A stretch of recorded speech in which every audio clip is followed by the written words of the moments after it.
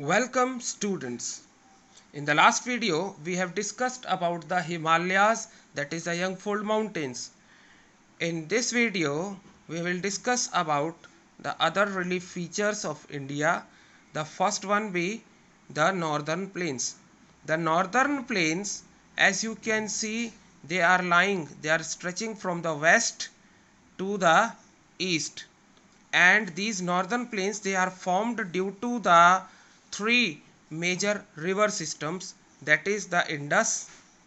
This brought about the fine alluvial particles, the river Ganga, which is in the center, and the river Brahmaputra, which is on the eastern side.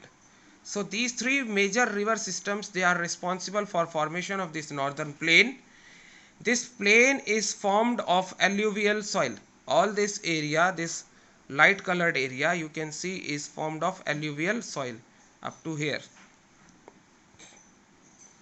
The area of northern plain is around 7 lakh square kilometer, and the length of the northern plain is 2400 kilometer, this length, and this breadth is 240 to 320. That is the breadth, this breadth is from 240, like here it will be 240, and here you can see it is much wider than this, so here it will be 320 kilometers.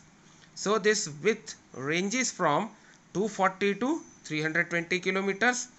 Since, as we know, alluvial soil is best suited for agriculture, therefore this area is densely populated region, and you can see the most densely populated states, that is Uttar Pradesh, Bihar, they all are lying in this particular region, where this light colored region, where you can see the northern plains are written. The river systems are also there. So this area is covered, this soil cover is combined with adequate water supply and favorable climatic conditions. As you can see, Indus River, it is lying in the northern mountains. So these rivers, they, while their course of flow, these rivers, they bring a huge amount of eroded soil, that is soil which flows with the water current. This soil that helps, this eroded soil gets deposited, and it helps in the formation of these plains. In the lower course, that is when they, from here when they reach here, the speed of the rivers decreases, the water velocity of river decreases, and since the slope is very gentle, it is not steep like here, it is very gentle here, so it results in the formation of the riverine islands. Riverine islands, that is an island which is formed by the river. In lower course, these rivers, they split into numerous channels, and these channels are known as distributaries. Yeah, you can see Indus, it gets split into Ravi, Jhelum, Satluj, and this is where Punjab is there. So this river Indus gets split and forms distributaries. So all these rivers, they are distributaries of Indus. Similarly, we have Ganga, then Ganga gets split, and similarly we have Brahmaputra. This northern plain can be broadly divided into three parts. First, the Punjab plain, that is this area. Second is the Ganga plain, as the river Ganga, I just told in the beginning, is lying in the center. And third is the western part, that is in the eastern part, that is the river Brahmaputra. So the Punjab plains, that is the western part of the northern plain, formed by the Indus and these three tributaries, distributaries, and the Ganga plains between the Ghaggar and Tista rivers. These plains, they extend in the states of North India, that is Haryana, Delhi, UP, Bihar, and some parts of Jharkhand, and then West Bengal. The Brahmaputra plains, these are basically lying in the east, This is Ganga and this is east of the Ganga plains, particularly in Assam, this Brahmaputra plains. That is this area, this light colored area, which is in this Brahmaputra is indicated. This is the Brahmaputra plain, one division of the northern plains.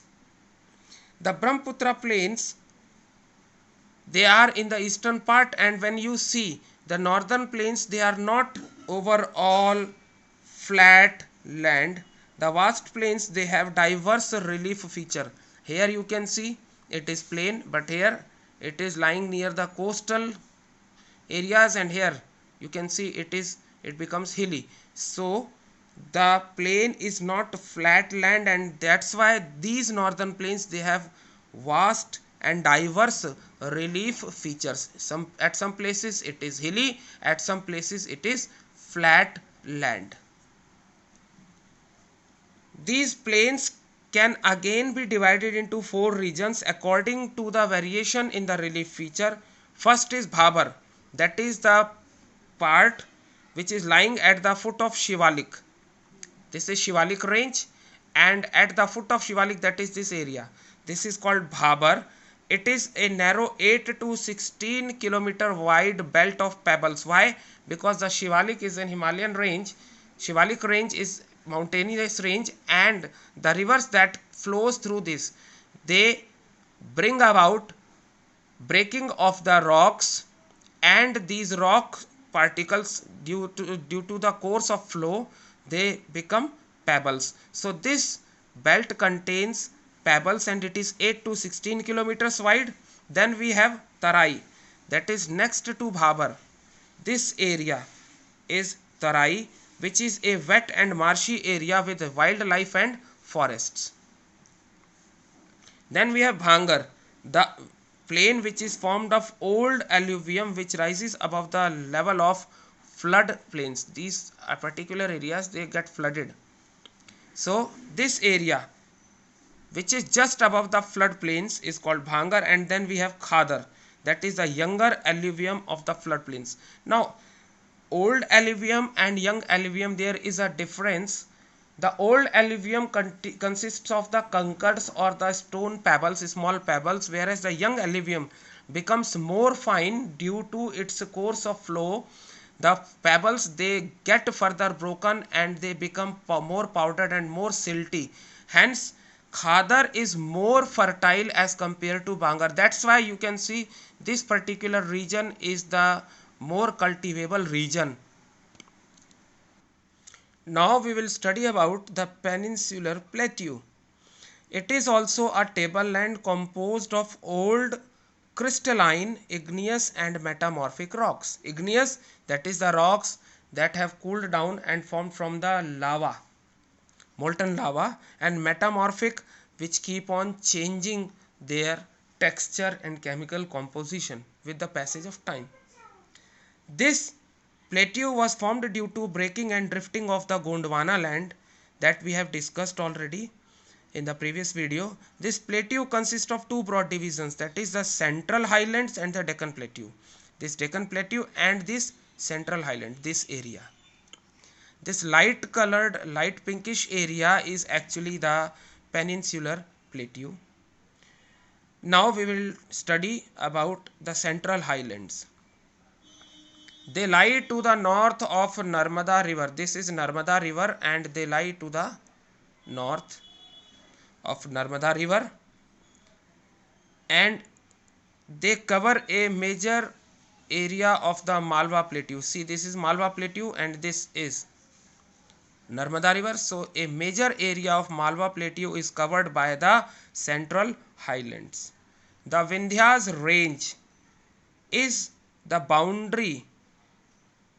The boundary is in the Central Highlands on the south, and the Aravali's on the northwest. This is Aravali range, this is west, and this is north. So this direction is a sub-direction, that is northwest.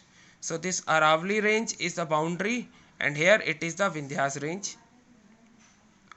When we go westward, that is further westward, when we move, this extension gradually merges with the sandy and rocky desert of Rajasthan.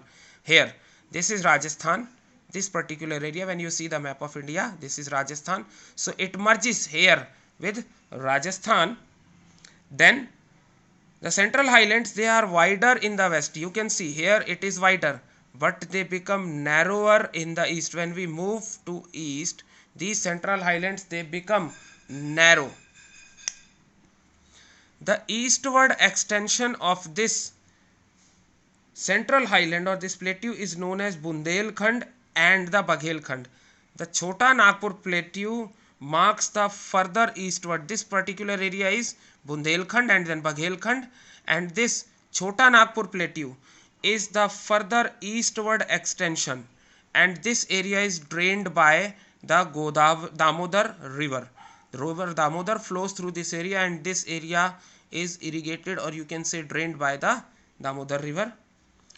The Deccan Plateau, when we see Deccan Plateau, it's a triangular. See this particular, this is a sort of triangle. This is a triangular landmass that lies to the south of river Narmada. Here it is Narmada. The downward direction is always the southward point. So below Narmada it is the Deccan Plateau. That's why it is written in your books that Deccan Plateau is on the southward direction or southward side of river Narmada. The boundary is of the Deccan Plateau is the Satpura range. It is the boundary in the north, while the Mahadev Hills, this Mahadev Hills and the Kaimur Hills and the Maikal range form its eastern extension. This is the Mahadev Hills, this is the Satpura range towards the north, and this is the Mahadev Hill. It is the eastern extension. This slopes, this higher in the west, and it slopes gently eastwards. Means the slope becomes gentle when it goes towards the east. See this particular. Also, the Deccan Plateau is also visible in northeast area, which is locally known as Meghalaya.